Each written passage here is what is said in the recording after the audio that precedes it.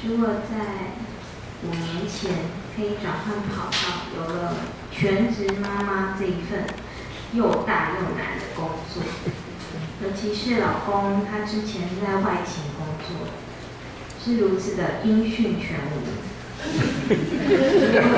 感觉自己就像单亲妈妈这样子困苦。但是天父真的谢谢你，兼顾着我手上的工作，也是我心里最坚实的依靠，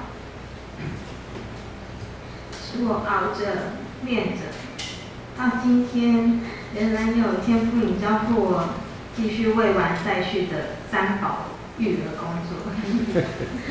人家说1回生2回熟，那3回呢？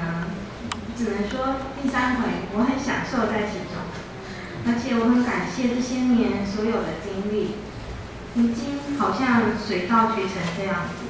但其实生命的挑战，我觉得好像打魔王一样，一关比一关有过之而无不及。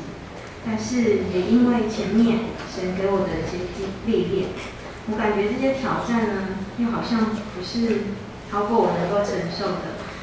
只要每天抓住天父的应许，而且我坚信你的恩典是够我用的。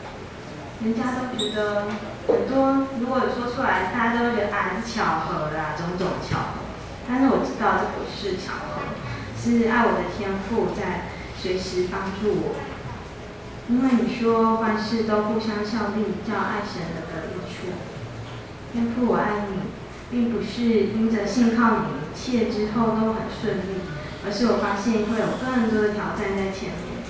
但是那脚前的灯，路上的光，如果不是靠着信心向前面跨出的时候，我真的不知道踩下去是什么。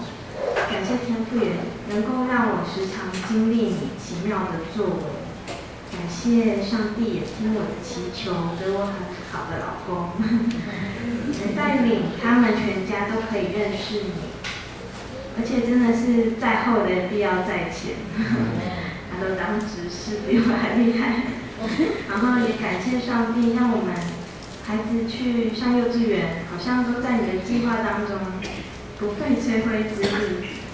也谢谢上帝给我们刚好够用的金钱，当我们凭信心奉献的时候，神也就会为我们这样开源又节流。也感谢天父保守护惜，使我们平安又健康。我愿意凡事认定你，快跑跟随你，在我的年日当中不断经历有你同行的美好，也能够有好的模范，可以成为儿女好的榜样。不要枉费神托付给我这3个宝贝产业。